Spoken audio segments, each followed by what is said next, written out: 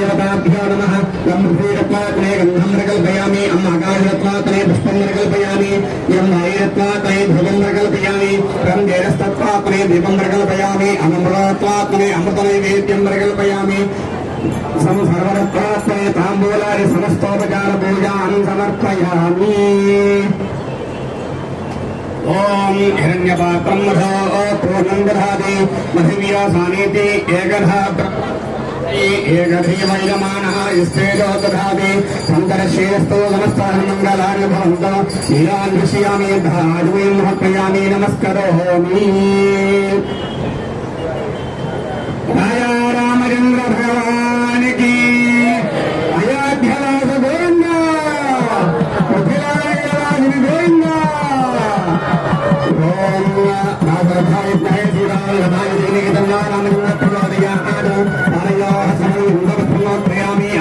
नमस्कारान्मुपयामि अहं भवान् सर्वात्मकः सर्वं शेषं गच्छामि विघ्नभूताधिष्ठानपदार्पणमस्तु विघ्नभवेत्सत्त्वेकं नमस्त्या आचम्या।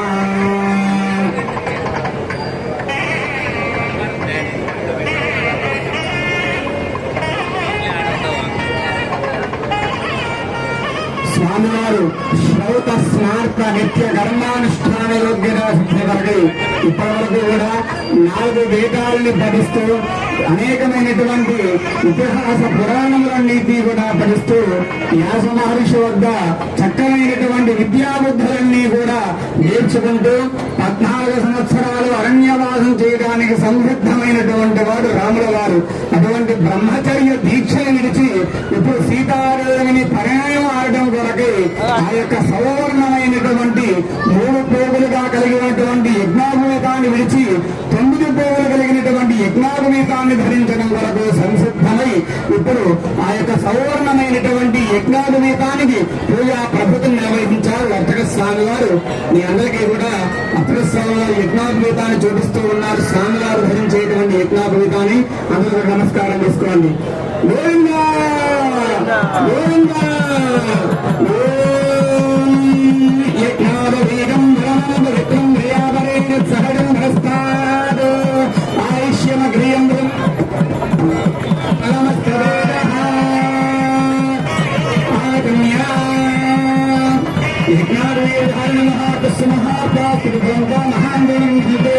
यज्ञार्धारणमुहूर्तः शुभमुहूर्तो अस्तु।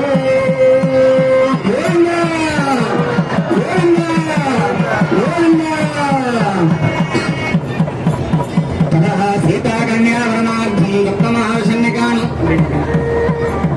श्वेतकर्णानिष्ठार्थान् ब्राह्मणानाभूय भस्मरक्षणपादाम्बूलादिकं दत्त्वा रामचन्द्रस्य सीतामृणेभ्यो सीतादेव्याः रामचन्द्रं मृणेभ्यो ते सत्तर्वयः कन्यादातारं जनकं ब्रवते प्रदक्षं ते तत्राभ्यां द्राभ्यामभिन्नर्या ॐ प्रविघ्नकारिधानस्य मोक्षादेव्रमणानन्दप्रदेव अस्माकं विदाचर्यत् सौम्यस्यान्ततो अपवादले आरक्षणाजवस्तं ततं भागे विस्सघाय अजन्त्यावदेयं समर्यमादं यात्संज्ञास्मद्वेगं श्रियमहस्तदेवाः हरिद्राङ्गोपरताम्बूलादिकं वरस्पत्या जनकं ब्रवते। స్వామివారి యొక్క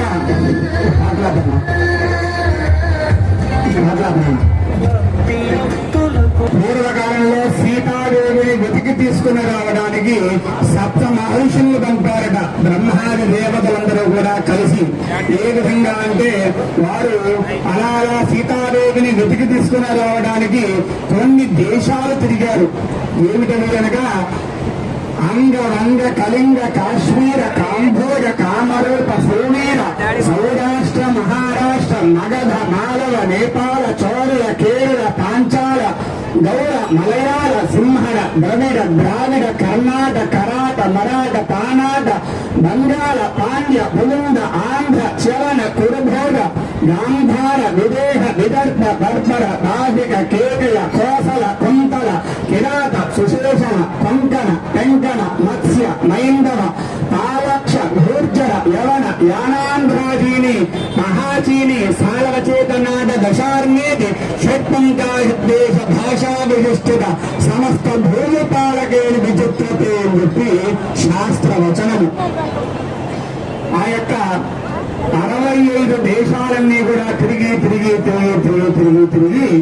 అల్లంత దూరంలో దగదగా మెరుస్తూ ఉన్నటువంటి ఒక పర్వతం కనిపించిందట. ఎవరికి? ఈ సప్త మహర్షులకి. కనిపించగానే ఎవరుంటారు ఏమిటి అని చెప్పి ఒక క్షణం కూడా ఆలోచించకుండా వెళ్ళారు అక్కడికి. వెళ్ళగానే ఆ పర్వతాన్ని పరిపాలిస్తున్నటువంటి మహారాజు జనక మహారాజు. ఎవరైనా సీతామ్మ వారి యొక్క తండ్రి గారైనటువంటి వారు జనక మహారాజు. వెళ్ళారు. ఆ యొక్క రాజ పురోహితులందరినీ కూడా పిలిచి సభ చేసి చక్కగా కూర్చున్నారు. వీరికి వచ్చినటువంటి సప్త మహర్షులకు వచ్చినటువంటి 4 వేదాలని, పురాణాలని, ఇతిహాసాలని, భారత భాగవతాలన్నింటినీ కూడా చక్కగా ఆవర్తి చెబుతూ ఆ యొక్క మంత్రోచ్చారణ చేస్తూ ఉన్న సమయంలో జనక మహారాజు రానే వచ్చారు. ఏమిటండి, ఎక్కడి నుండి వచ్చారు మీరు, దేని కొరకు వచ్చారు, ఏమిటండి అని చెప్పి అడగగా అప్పుడున్నారట, అయ్యా మరి భద్రాచలం దగ్గర ఉన్నటువంటి వెంకటాపురం ఉంది మా యొక్క రాజుగారు దశరథ మహారాజు యొక్క పుత్రుడు శ్రీరామచంద్రుడికి సరిపడేటువంటి వధువు కొరకు సరిపడేటువంటి కన్య కొరకు మేము వచ్చి ఉన్నాము. ఈ యొక్క కూతురు వివాహానికి యుక్త వయసులో ఉన్నదని చెప్పి తెలుసు ఉన్నాము. కాబట్టి ఏదైనా మా యొక్క రాముడికి సరిపడేటువంటి సంబంధమేమో అని చెప్పి నేను తెలుసుకోవడానికి వచ్చాను స్వామి అనగా, అప్పుడు వారి తరపున వీరి తరపున అందరూ కూడా కూర్చొని మరి పూర్వకాలంలో దశ పూర్వేశాం దశాపరేశాం, ఒక వివాహం జరపాలి అంటే 10 తరాల ముందు 10 తరాల వెనకాల చూసుకుని తాత ముత్తాతల దగ్గర నుంచి వారి యొక్క గుణగణాలను చూసుకొని వివాహం జరిపేవారు పూర్వకాలంలో. మీ అందరి పిల్లలు కూడా అలానే. ఇప్పుడు ప్రజెంట్ నడుస్తున్నటువంటిది అంతా కూడా మ్యాట్రిమోనీలో నడుస్తుంది, ఫేస్బుక్ లో, ఇన్స్టాగ్రామ్ లో నడుస్తున్నాయి వివాహ పరిచయాలన్నీ కూడా. అంతేనే కదా, అందరికీ జరుగుతున్నట్టు మన మోహటమని అనుకోవడానికి. కాబట్టి ఆ రోజుల్లో పెద్దలు చూసినటువంటి వివాహాలన్నీ కూడా అంత బలంగా పటిష్టంగా ఉన్నాయి. ఈ రోజుల్లో 10 రోజులు ముచ్చటతోటే పూర్తవుతున్నాయి. అవునా కాదా? మనం కళ్ళెదురుగా చూస్తూ ఉన్నాం. అంటే ఆ రోజుల్లో భర్తకి భార్య ఆ విధంగా గౌరవం ఇచ్చేది. రాముడు 14 సంవత్సరాలు అన్యవాసం చేయడానికి నేను సిద్ధంగా ఉన్నాను, నువ్వు రా అని చెప్పలేదు సీతాదేవిని.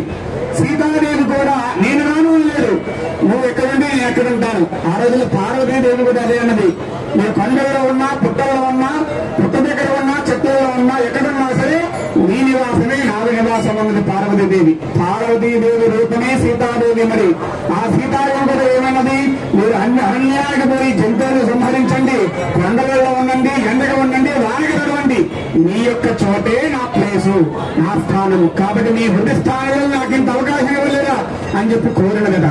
చాలా ఆనందించి రాముడు సీతాదేవిని లక్ష్మణుడితో కూడి ఉన్నవాడై అరణ్యవాసానికి వెళ్ళాడు. మరి అటువంటి గొప్పదనం సీతాదేవి ఆ రోజుల్లో రాముడికి అంత గౌరవాన్ని ఇచ్చినట్టు కనుకనే రాముడు ఆదర్శయోధుడు.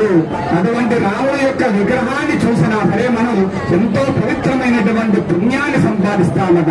అటువంటి ప్రక్రియలో ఇప్పుడు రాముడు వారి యొక్క గోత్ర ప్రవరం నిర్ణయం చేస్తూ ఉన్నారు. అందరూ కూడా నమస్కారం చేసుకోండి. జై శ్రీరామ్.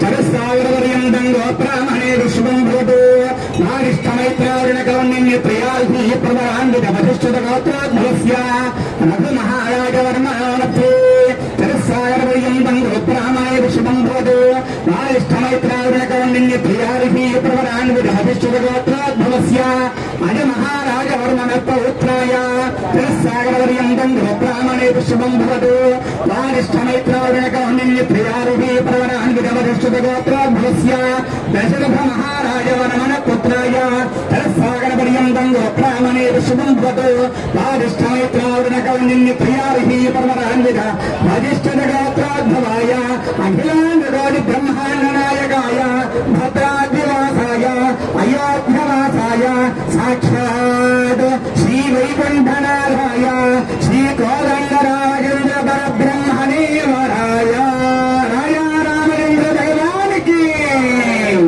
మరి రాముల వారి గోత్రం ఏమిటట? వశిష్ఠ గోత్రమట. వాసిష్ఠ, మైత్రావరణ, కౌండిన్య అనేటువంటి 3 ఋషులతో కూడి ఉన్నటువంటి వాడు రామచంద్రుడు. మరి వారి యొక్క ముత్తాత గారి పేరు రఘు మహారాజు యొక్క ముని మనవడట రామచంద్ర ప్రభు. అలాగే అయ మహారాజు యొక్క మనవడట రామచంద్రుల వారు. దశరథ మహారాజు యొక్క పుత్రుడట రామచంద్రుల వారు వారు సాక్షాత్ కోదండ రామచంద్ర స్వామి మా యొక్క వరుడు అని చెప్పి సప్త మహర్షులు తెలిపారు. చాలా ఆనందించారు. మరి మేము చెప్తాం కదండి, సీతామ్మవారి తరపున ఉన్నటువంటి వారు కూడా మీ తరపున మీ అమ్మాయి యొక్క గుణగుణాల గురించి గణగుణాల గురించి తెలపండి అని చెప్పి కోరగా, అప్పుడు వారి తరపున ఉన్నటువంటి బ్రాహ్మణోత్తములందరూ కూడా ఈ విధంగా అమ్మవారి యొక్క వంశ వృక్ష చరిత్ర గురించి తెలుపుతూ ఉన్నారు. మరి రాముడు సూర్యవంశుడు, అమ్మవారు చంద్రవంశరాజు గారు. అటువంటి చంద్రవంశం తరపున పురోహితులందరూ కూడా అమ్మవారి గురించి వివరణ చెబుతూ ఉన్నారు. నమస్కారం చేయండి. సీతామాతకి సాగరవర్యం దంగోపరామణే శుభం భవతు. ఆంగీరసాయ అస్య గోధమత్రయారిహి పర్వరాన్విత గోధమత గోత్రస్య హస్వరోమవర్మణో నత్రీం సాగరవర్యం దంగోపరామణే శుభం భవతు. ఆంగీరసాయ అస్య గోధమత్రయారిహి పర్వరాన్విత ఆంగీరస గోత్రోద్భవస్య శ్రీరధ్వజ మహారాజ వర్మణ పౌత్రీ సాగరవర్యం దంగోపరామణే శుభం భవతు. ఆంగీరసాయాస్య గౌతమత్రయారిహి ప్రవరాన్విత గౌతమస గోత్రోద్భవస్య జనక మహారాజ రమణ పుత్రీ చరసాగరవర్యం దంగోపరామణేతి శుభం భవతు. ఆంగీరసాయాస్య గౌతమత్రయారిహి ప్రవరాన్విత గౌతమస గోత్రోద్భవీ అఖిలాండగాడి బ్రహ్మాండ నాయకి సగుణ సంపన్న లక్ష్మీనారాయణీ స్వరూపీ సాక్షాత్ శ్రీ మిథిలానగర వాసిని సీతానాం గణ్యా సీతామాతకి సీతామాతకి సీతామాతకి సీత అని చెప్పారట. మరి సీతామ్మవారు ఏ యొక్క గోత్రంలో జన్మించింది అనగా గౌతమస గోత్రోద్భవస్య, గౌతమస గోత్రమైన సీతామ్మవారిది. మరి గౌతమస గోత్రంలో జన్మించినటువంటి సీతామ్మవారు హ్రస్వరోమవర్మ యొక్క ముని మనవరాలట సీతామ్మవారు. శ్రీరధ్వజ మహారాజ వర్మ యొక్క మనవరాలట సీతామ్మవారు. జనక మహారాజు యొక్క పుత్రికాట సీతామ్మరాజు. సాక్షాత్ జగజ్జనని ఈ యొక్క జగత్తు మొత్తాన్ని పరిపాలించగలిగేటువంటి శక్తి సామర్థ్యం ఉన్నటువంటి తల్లయ్య నా సీతాదేవి అని చెప్పి వారు పురోహితులందరూ కూడా చెప్పారట. చాలా ఆనందించి ఈ జగత్తు మొత్తాన్ని పరిపాలిస్తుంది అంటే మా యొక్క రాముడి యొక్క వంశ వృక్ష చరిత్రని తిరగరాస్తుంది అని చెప్పి వారందరూ కూడా చాలా ఆనందించి దశరథ మహారాజు త్వరగా ఇక ఆలస్యం చేయకుండా మా అరుణుడి యొక్క పాదాలు నీకు ఎప్పుడు కలగాల అని చెప్పి ఆ యొక్క సందర్భాన్ని మనం ఇక్కడ కూడా చేసుకుంటున్నాం. ఇతర మీదకి వచ్చినటువంటి దంపతులందరూ కూడా సాక్షాత్తు ఆ యొక్క రాముడి యొక్క అత్తామామలుగా మీరు భావన చేస్తూ, సీతామ్మవారి యొక్క తల్లిదండ్రులుగా మీరు భావన చేస్తూ సాక్షాత్తు మీ అమ్మాయి యొక్క వివాహ కాలంలో అల్లుడికి ఇచ్చి వివాహం జరుగుతున్నటువంటి శుభ సందర్భంలో ఆ సాక్షాత్తు అఖిలాండ కోటి బ్రహ్మాండ నాయకుడైనటువంటి భద్రాచల వాసుడైనటువంటి రాముడి యొక్క పాదాలని మీరే కడుగుతున్నట్లుగా భావన చేయండి. సాక్షాత్ యొక్క జన్మ ప్రవృత్తి అనేది జరుగుతుంది అని చెప్పి మనకి పురాణ వచనం. అటువంటి పాదాలని స్వామి యొక్క పాదాలు కడుగుతూ ఉన్నారు. అందరూ నమస్కారం చేయండి. బ్రహ్మ కలిగిన పాదము గ్రంథులు పాదశ్రవణం ఓం వసవస్వ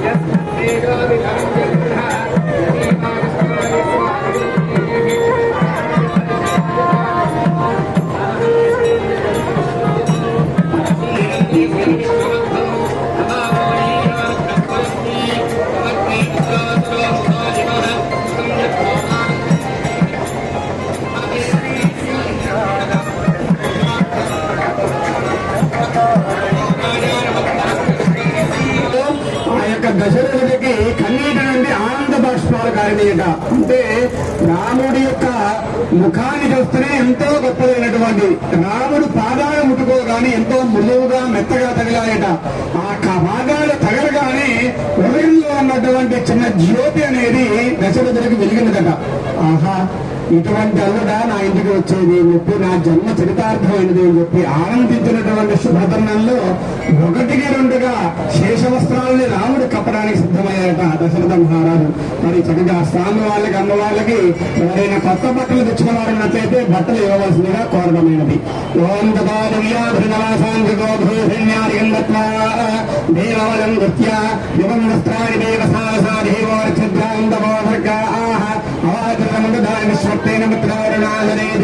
శ్రీ హనుమత్ సీతాలక్ష్మణ సైత కోదండరామేంద్ర స్వామి వారి యొక్క దేవస్థానాలు శ్రీరాముడు పర్వదినాన్ని పురస్కరించుకొని రాముల వారి యొక్క సీతారాముల యొక్క దివ్య కళ్యాణ మహోత్సవాలు వెంకటాపురం గ్రామ ప్రజలందరూ కూడా కలిసి, ఆలయ కమిటీ వారు గ్రామస్తులందరూ కూడా కలిసి భక్తిపూర్వకంగా స్వామివారికి అమ్మవారికి ఇరువురికి కూడా నూతన వస్త్రాలని సర్వాభరణాలని సమర్పించరు. గోవిందా గోవిందా గోవింద. అలాగే స్వామివారి యొక్క కళ్యాణ వైభవంలో ఉత్సవమూర్తులకి అలంకరింపజేసినటువంటి వస్త్రాలని గోళ్ళ శ్రీనివాసరావు వసుంధర దంపతులు స్వామివారి యొక్క కళ్యాణ వైభవంలో స్వామివారికి అమ్మవారికి నలుగురికి కూడా సరిపడేటువంటి వస్త్రాలని వారి కుటుంబ సభ్యులు సమర్పించనున్నారు. వారిని వారి కుటుంబాన్ని స్వామివారు ఎల్లప్పుడూ కూడా చల్లగా కాపాడాలని కోరడమైనది. గోవిందా గోవిందా. అయినవారు రామారావు నాగమణి దంపతులు వారి యొక్క కుటుంబ సభ్యులందరూ కూడా కలిసి స్వామివారికి భక్తి ప్రవర్తనతో మధుర కాలంలో సర్వాభరణ సమర్పించింది. గోవిందా గోవిందా.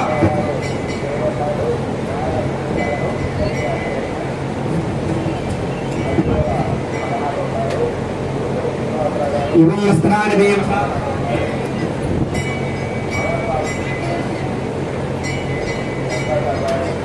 నాచల్ల భిక్షం సూరమ్మ దంపతులు స్వామివారి యొక్క కళ్యాణ మహోత్సవంలో స్వామివారి పూర్తయ్యేంత వరకు కూడా ఎటువంటి అనారోగ్య ఒత్తిడిని కూడా అల్లుడికి సమర్పించకుండా సంబంధించినటువంటి ఆ యొక్క అనారోగ్య వ్యవస్థ ఏది కూడా అల్లుడికి చెంతకు రాకుండా ఉండడం వరకు తేనె పెరుగు కలిపినటువంటి మధుపర్కాన్ని పూర్వకాలం నుండి ఆచారంగా వస్తున్నటువంటి ప్రక్రియ. ఇందులో విశేషంగా రాముల వారికి పూర్వకాలంలో దశరథ మహారాజు చూపించారు. ఇక్కడ దంపతులందరూ తరపున అర్చక స్వామి వారు చూపిస్తూ ఉన్నారు మధుపర్కాన్ని. అందరూ కూడా నమస్కారం చేసుకోండి. ఓం జన్మధురామధవ్యం వరమన్నాద్యం వీర్యం తేనాహం మధురామధవ్యేన వరమేణ అన్నాద్యేన వీర్యేన పరమో అన్నాదో మధవ్యాసానే ఆగమనపాతస్ఫోరైన ధనాగమందుఖ్యాదో గౌరస్య బహరపాత్మానందే. మీ దగ్గర ఒక్కరున్నట్లేదు, తలా ఒక్క మగవారు చిత్రం తీసుకోండి.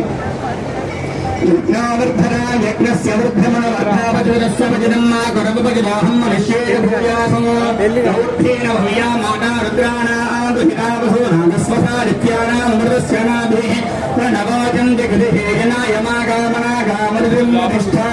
మరి పైన ఉన్నటువంటి లోకాలు అతల వితల సుతల రసాతల తలాతల మహాతల పాతాళాన్ని సప్తలోకములు, అలాగే భూలోకంలో ఉన్నటువంటి భూలోక భువర్లోక సువర్లోక మహర్లోక జనాలోక తపోలోక సత్యలోక అనేటువంటి 14 లోకాలకి వారి యొక్క దృష్టిని భరించడం కొరకు ఆ యొక్క ఒక్కని పైకి విసిరి వారికి సర్వాంగ సుందరంగా అలంకృతంగా స్వామివారు అమ్మవారు కళ్యాణ మండపానికి వేం చేసినటువంటి శుభదినాల్లో నా ఇరువురికి కూడా ఎటువంటి దృష్టి దోషం లేకుండా ఉండడం కొరకై దిష్టి హారతిని సమర్పిస్తూ ఉన్నారు అర్చక స్వామి వారు.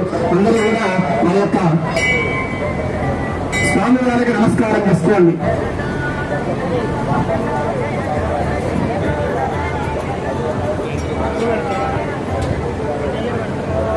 ఓం భూతం దాకాడు తన్మాక్షారీ తస్సదేశీయా తన్మ ఊర్జంధాః ఓంగల్ భయద ఓంగల్ భయతే తచ్చైః రాప్రేరయే దోయాడు. అందరూ రాములవారికి నమస్కారం చేసుకోండి. జనకం భవతే. మీ దగ్గర తాంబూలాలు ఉన్నాయి కదా, కొబ్బరి బోండం అంటే కొబ్బరి బోండం, తాంబూలం, ఒక తమలపాకు, 2 గట్టి పనులు, ఒక ఒక్క చేతిలో తీసుకున్న మగవారు. కొబ్బరి బోండం ఉన్నవాళ్ళు బోండము, బోండం లేని వారు కొబ్బరికాయ చేతిలో పెట్టుకున్న మగవారు.